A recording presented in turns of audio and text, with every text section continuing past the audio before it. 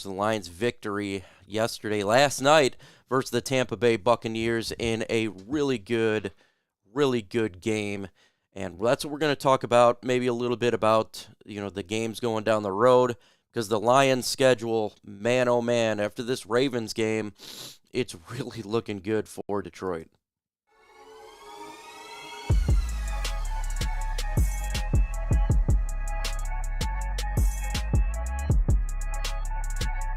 Hey, go ahead and just blow up the comment sections with 16s. That is Jared Goff, because he put on a clinic yesterday.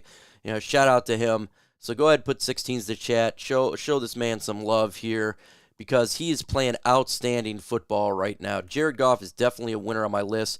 Over 350 yards passing, 2 touchdowns, great QBR. Most importantly, it's not the stats that you see. It's what you see on the field.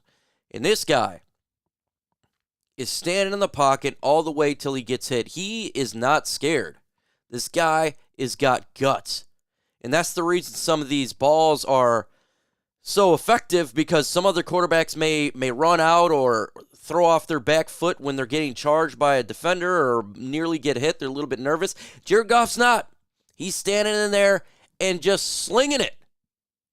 And he's slinging a good ball. There was some tight windows. There were some legit, this was reminiscence of the Matthew Stafford windows, when he was throwing it to St. Brown, where there'd be 2 defenders on him, and it's only in the one spot it possibly could be for it not to get picked. He is confident. He's playing the best football I've ever seen Jared Goff play. He's playing an MVP level. I'm going to say it right now. Jared Goff is playing an MVP level. 100%. So let me know in the comments section. Should Jared Goff be in consideration for MVP? I think he should. I mean, Brock Purdy was in the conversation. Guess what just happened to Brock Purdy? He got tore up and beat up. Jared Goff right now, guess what? Looking pretty. Looking real pretty. So I think he should be in the conversation. Will he get it? Probably not, but he should be in the conversation. That's the way it should be. So he's a massive winner. Each week he's getting better. He's just getting better and better and better, and it's crazy to watch. But you're watching this quarterback in his prime turn into one of the best quarterbacks in the NFL right before your eyes. He's playing at a high level. Bye week coming up, maybe they extend him. I think they should at this point. I remember when we traded for Jared Goff. I said there's 2 scenarios here, and they're all great. One of them really great. I like the trade. I was happy with the trade, and a lot of people were not happy. But everyone said that Jared Goff was going to be a mouth breather and a window licker. I said he's not that bad. He's not that bad. 2 scenarios when we traded for this guy. 1, he doesn't turn out.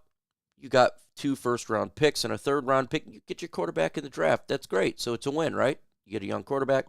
Or 2, he works out. And that's even greater. You got your quarterback of the future. You got 2 first-round picks and a third-round pick. Folks, he's worked out. Brad Holmes, man, just what a trade, what a move. It was a win for both teams. So don't get me wrong. It's not like the Rams lost the trade. They got a Super Bowl, right? And Matt Stafford's a good quarterback.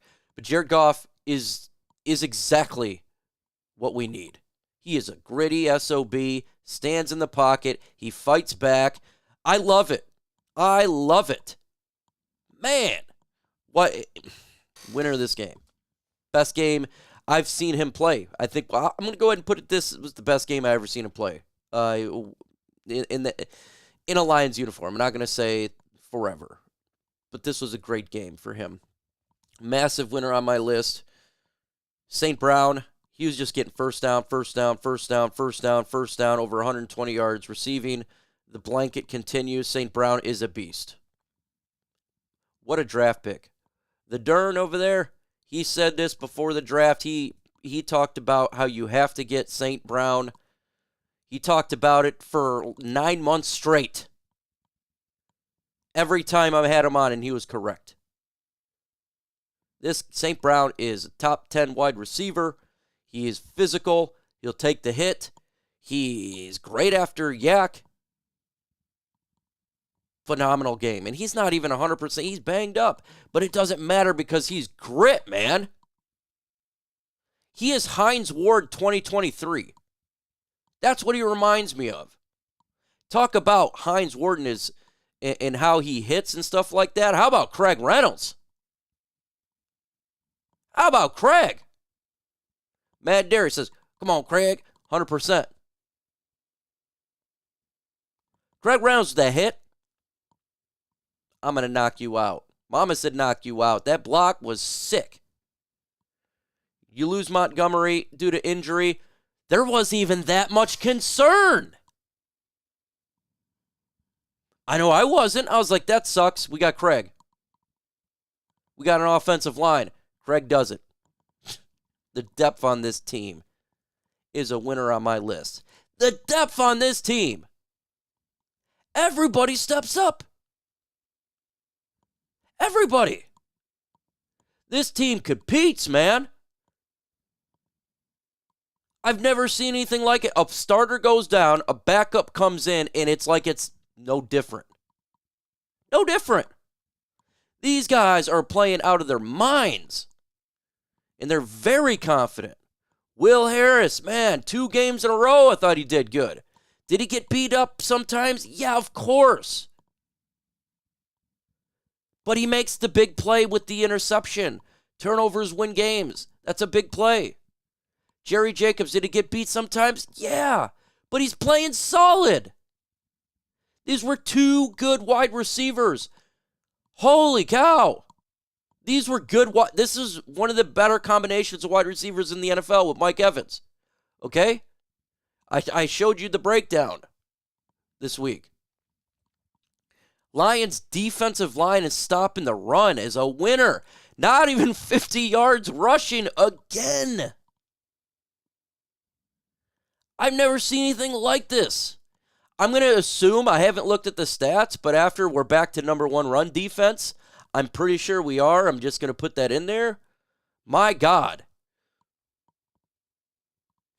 Hey, Isaiah Buggs, got to show this guy credit. Ever since he came in, this defensive line is much better. It is. He's so good at what he does. He's a rotation, good depth guy.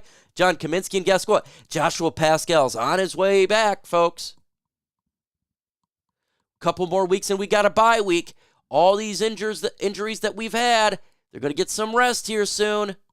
If we beat Baltimore, we're home against the Raiders, who just lost Jimmy Garoppolo and is not a good football team. And then you got the bye week. Man, so you can rest some of these guys, I think, even in the Raiders game. I'm not worried about the Raiders. Lions are just much better. The def is a winner. Aaron Glenn is a winner, okay? Out of all the games so far, he had 1 bad game. The rest have been solid. Huge shout out to AG. Huge shout out.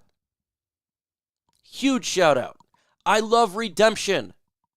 I love somebody who takes the heat, getting criticized, and they come in and win it. That's what he did. You play bad, you get criticized. You play good, you get love. And guess what? All the people that I've criticized, they doing good. I love it. This is what you want.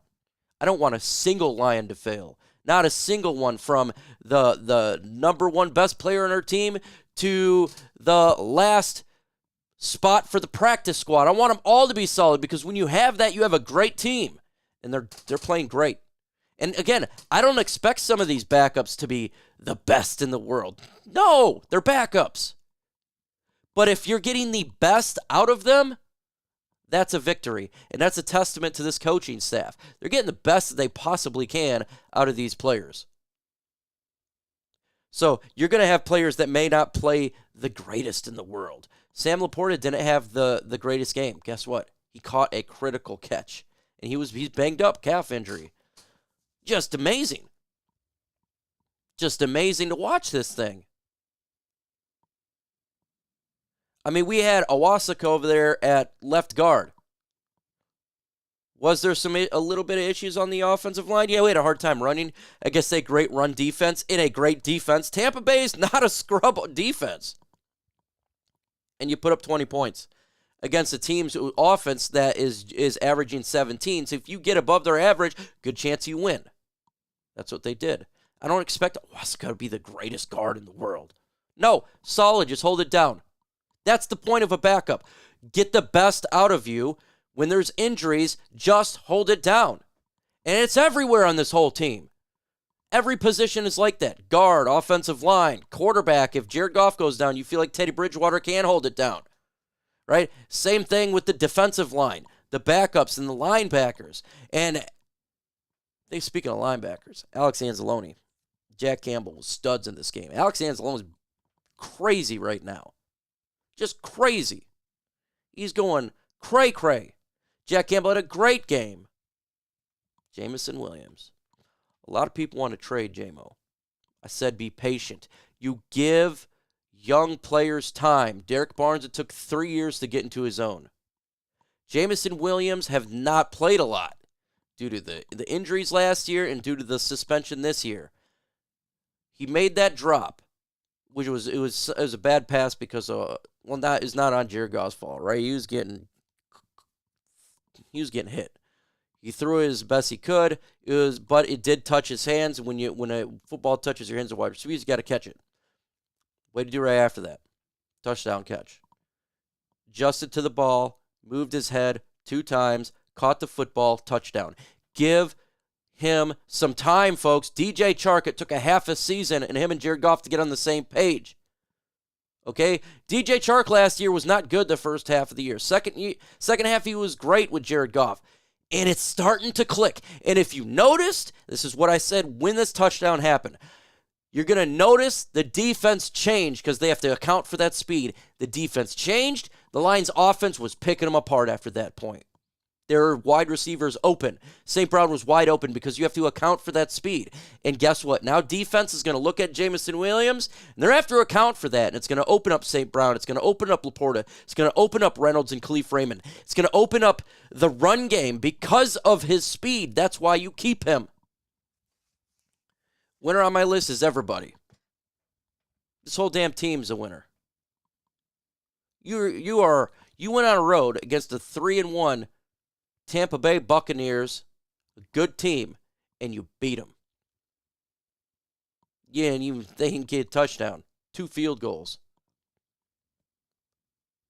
The offense did. It was a scrappy game, a physical game that we out-physically played the Tampa Bay Buccaneers, who are very physical. You tell me right now, the Detroit Lions is not as good as this team.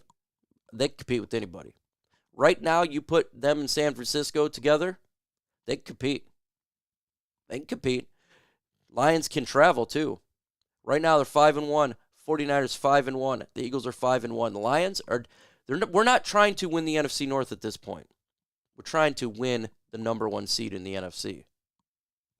Best believe that's what they're doing. You look at their schedule, 3 games left that I think is hard. Just 3 out of the rest.